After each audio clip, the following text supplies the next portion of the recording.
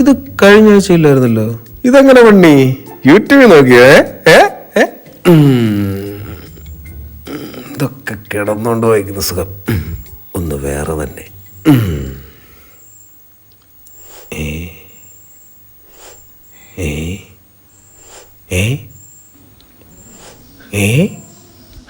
എന്തുവാടാ ഈ പണി വെച്ചേക്കുന്നേ?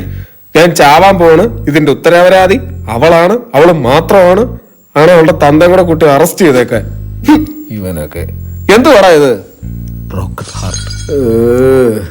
മോനെ, ഇത് പടച്ചു വിട്ടിട്ട് നീ പാതി എത്ത് കിടന്നാലും അവര് നിന്നെ തൂക്കും. ചിരിപ്പിക്കാനായിട്ട്.